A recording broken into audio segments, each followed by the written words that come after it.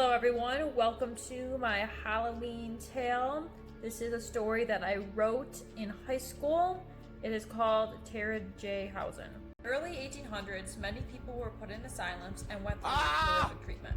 Although many of these people were actually sane, there were a few that, well, weren't, to say the least. Terrid J. Howzan was a psychologist who thought that patients should have an actual therapist to talk to. The Sakowskin Asylum was the only asylum that was allowing Terrid to talk to a few of their patients as long as no other outsiders were aware. His office was placed in the back of the asylum, and patients were allowed to talk to him for a while to see if a therapist was actually needed in this asylum. Terrid was presented with the most mentally unstable patients that the asylum held. Patients would torment Terrid and ended up traumatizing him. At first, Terrid asked for more mentally sound patients, but no one did anything about it. Terrid finally said that he had enough working at the Sakowskin building and that therapists weren't needed. But it was too late. They never let Terrid leave, causing him to be stuck in this asylum for over 50 years. During his time, half a century, in this asylum, his head began filling with more and more delusional thoughts, as if he was becoming one of his patients. Though the patients weren't with him for those 50 years, this is what led up to the death of Terrid J. Howzan. Terrid J. Howzan's office. Light tap on the door, as if there's a mouse. It was all it took for Terrid to feel uncomfortable. After hours, and the patients at the Sakowskin Asylum were no longer scheduled for any appointments. After all, Terrid hadn't even talked to a patient over 20 years, and often wondered why he even had his job. "Come in," Terrid said, and whispered himself softly, and then he started to scream, "Come in, why don't you?"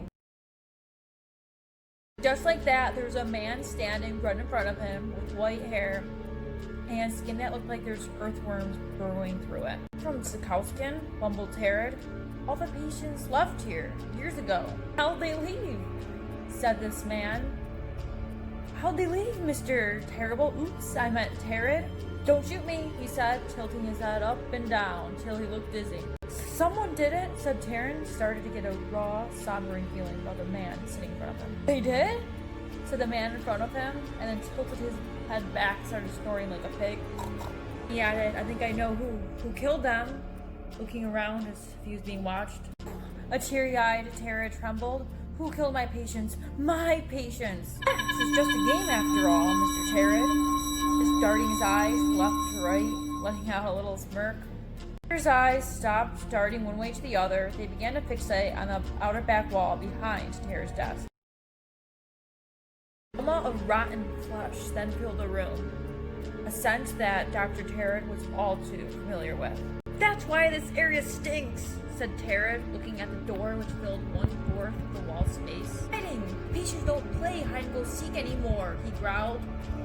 Terrid then started to foam at the mouth like a rabid dog.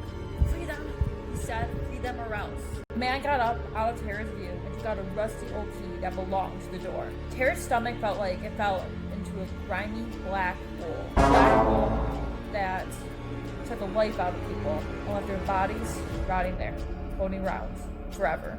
Gruesome image for Terrid to encounter. He's encountered worse. Far worse. After all, his 5-decade anniversary here at the Sakowskin was coming up, as he'd like to call it, and then decided to play with the fear in Terrid's eyes, and dropped the key into his mouth and said, "I know who killed them," and began to gurgle it down. The man began to choke and cringe, scared to deny, and began to choke the rest of the key down his throat. Terrid started to know who killed the patients too, started to panic. "I have blood on my hands." "We both do," said Terrid. "Terrid is terrible," the man said. "We called you that for a reason." Terrid felt along his side pocket at that point, reaching for something. "Be so sweet, Terrid," said the man. "Dead now, but we'll always play alongside your memories." He then began to shove his hand down his own throat to make himself regurgitate. His eyes opened wide, and his already clammy face looked like a blood and guts began flying out of the man's mouth, along with various organs that had their teeth marks permanently engraved on their victims' last memories. The man then started to fish around in his slimy liver and found what he was looking for. "Voila, Terrid, I have the key," he said. "You disgusting son of a," said Terrid, as his mouth drooled at the half-eaten organs pulsating on the ground. Terrid then knew he only had one option. He had to get the key to check on the patients in the back room. He dashed around quickly as if someone was watching and grabbed a shotgun that was resting on his right hip. "You disgusting son of a," shouted Terrid, and reached down and grabbed the gun that was resting on the right side of his hip. Terrid knew that he had one option. He had to get the key to check on his patients in the back room. He dashed around quickly as if someone was watching him and grabbed at his gun. He pulled the key downwards to make sure that the man couldn't get Elizabeth. He watched the man drop to the floor. But the man dropped before even Terrid had a chance to pull the trigger. He began to devour the pre-digested organs while licking the floor, every part of it. Before he could redigest the key, Terrid took his hit. A loud shatter like glass echoed through the room, and the man was nowhere to be found. Terrid then looked around and saw the dusty key buried in a sack of small spider eggs. He leaned down to pick it up. And Terrid's body was thrown back on his chair. Folks, that's the end of my kind of like creepypasta story called Terrid J. Howzan. Unfortunately, that little bit wouldn't fit in the last video, but that's the ending. So guys, can you tell me throughout this mystery who killed Terrid J. Howzan?